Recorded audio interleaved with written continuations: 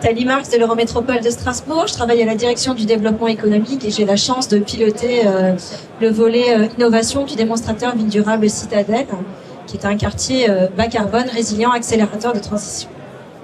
Donc on se situe sur le territoire de Strasbourg, très à l'est, quasiment au niveau de l'Allemagne, sur le grand projet urbain des Deux Rives.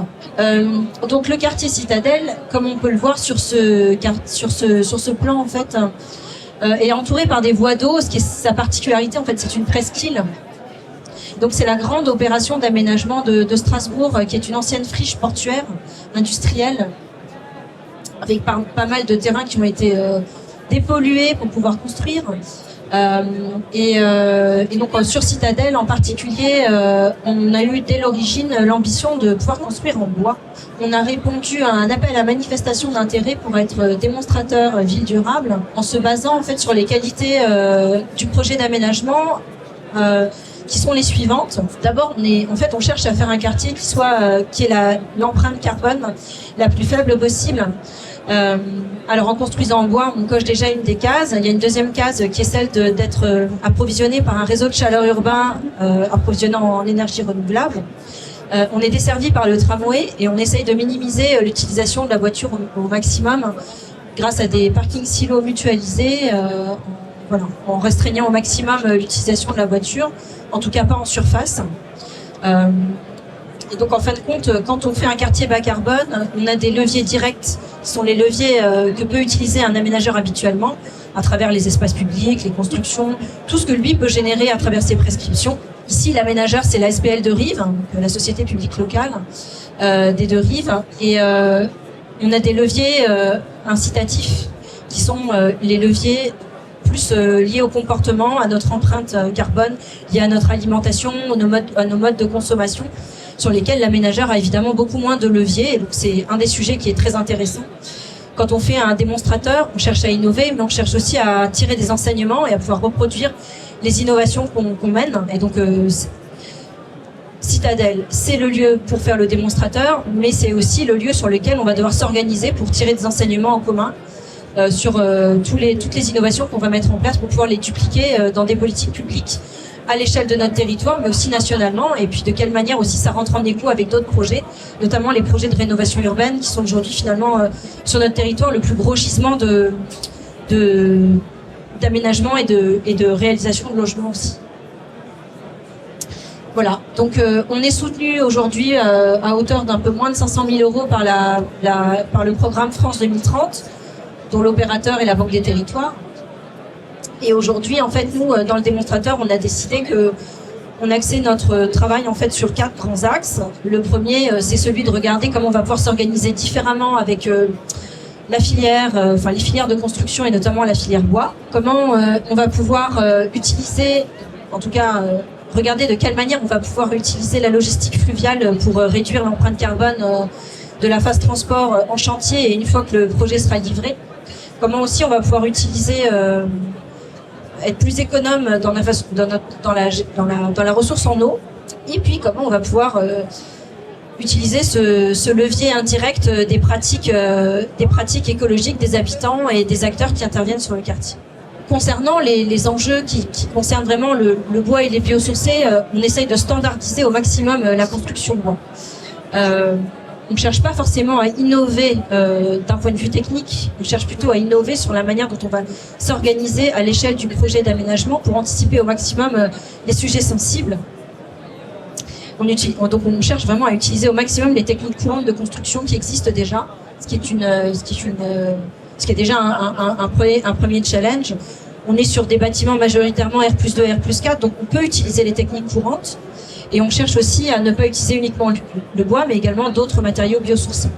Le sujet, vraiment, c'est la normalisation au maximum de la construction bois et de regarder aussi comment on peut marier le bois avec d'autres matériaux, notamment le béton, parce qu'il a aussi des qualités d'inertie que le bois. L'enjeu de ce quartier, c'est d'être pas dans un processus qui est descendant, où l'aménageur va lancer des consultations auxquelles les opérateurs immobiliers vont répondre. On essaye de co-construire des solutions avec un partenariat d'acteurs Alors d'abord, on a concerté le plan guide, le plan d'aménagement avec la filière bois. Donc on a mobilisé Fibois Grand Est et on a réuni un certain nombre d'entreprises de la construction bois du territoire pour voir si le plan d'aménagement était adapté à ce que peut faire à l'outil industriel de nos entreprises bois locales. Et puis ensuite, on mobilise pas seulement des acteurs autour de la construction comme la Fédération française du bâtiment, le pôle de compétitivité Build and Connect, mais aussi le port autonome de Strasbourg, Voies navigables de France, sur ce volet de logistique fluviale, et également l'association Écoquartier de Strasbourg, sur les pratiques habitantes, et le pôle de compétitivité Hydréos sur les sujets de l'eau. On a également un pacte urbanisme en transition qui cherche à regarder comment est-ce qu'on va pouvoir répondre à nos objectifs de plan climat et donc de co-construire des solutions avec les acteurs. Donc l'enjeu vraiment, c'est d'être vraiment dans cette dynamique au fur et à mesure que les lauréats seront choisis des différentes consultations d'opérateurs immobiliers qui seront lancés. C'est vraiment de pouvoir intégrer toutes les équipes au grand complet dans le processus, non pas de concertation, mais vraiment de co-construction des solutions qu'on veut mettre en place pour être un quartier bas carbone et résilient. Dans cette phase d'incubation du démonstrateur Ville Durable, donc qui se passait environ 2 ans et demi, 3 ans, on a la chance d'avoir des études qui sont cofinancées. Et donc parmi ces études, il y en a plusieurs qui concernent vraiment le sujet de la construction bois et des biosourcés. Notamment celui de pouvoir identifier les systèmes constructifs qui permettent d'avoir l'empreinte carbone la plus faible possible selon des morphotypes R+2, R+4, R+6, équipements publics où on ne répond pas au même code de construction, et de pouvoir voir aussi comment on pourra mobiliser au maximum de la ressource locale et l'écosystème local d'acteurs économiques. Et donc il y a aussi tout un travail qui est mené par Fibois Grand Est autour de l'approvisionnement en bois local.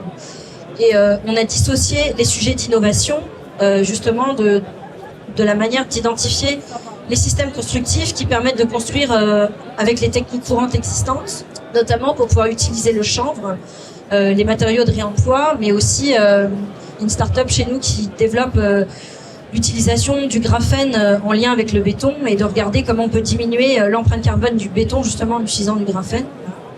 Et puis on a ce sujet dans le Grand Est qui est celui d'utiliser du feuillu, puisque voilà, on a finalement pas mal de feuillus et c'est insuffisamment utilisé. Donc on va voir comment est-ce qu'on va pouvoir faire aussi de l'innovation sur ce sujet-là et utiliser le feuillu. Il y a un sujet aussi de donner de la visibilité sur les volumes. Alors pas seulement les volumes de bois, mais finalement tous les volumes qui entrent en compte quand on fait de la construction.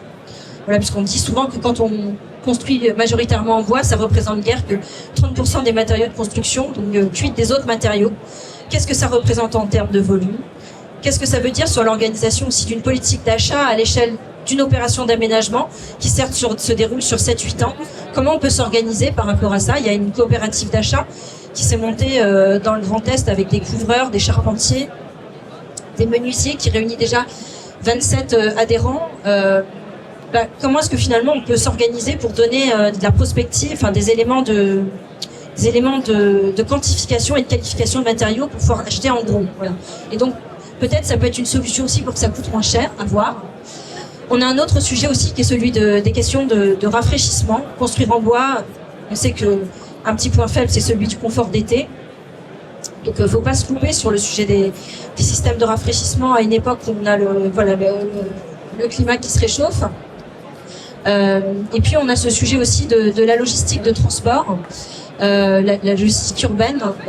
Peut-être que c'est une bonne idée de se transporter par voie fluviale. Il faut identifier sur quel flux c'est une bonne idée. C'est peut-être pas une bonne idée sur les flux de bois, voilà, selon le positionnement aussi des entreprises à bord voie d'eau ou pas à bord voie d'eau. Et donc on cherche à objectiver au maximum ce sujet-là, de repérer quels sont les flux qui peuvent transiter par voie d'eau ou pas, selon une équation économique, une équation carbone, et aussi le positionnement des entreprises, ce que ça veut dire aussi d'un point de vue technique en termes de rupture de charge. Et puis bien évidemment, si on veut faire un quartier bas carbone, il faut être en mesure de mesurer l'empreinte carbone en ayant un score carbone et un score énergie. Et donc on va utiliser Urban Print, qui est le logiciel qui a été développé par Efficacity. Voilà, c'est un peu technique. On va voir en fait comment on va aussi pouvoir articuler les différentes études. Alors, il y a une quinzaine d'études. Je n'ai cité que celles qui sont en lien vraiment avec le sujet de la construction bois. Qui sont le plus en lien avec la construction bois et donc qui seront versées au domaine public et qu'on pourra présenter, que les bureaux d'études qui sont derrière ces études pourront présenter dans un temps prochain. Voilà, j'en ai fini. Merci.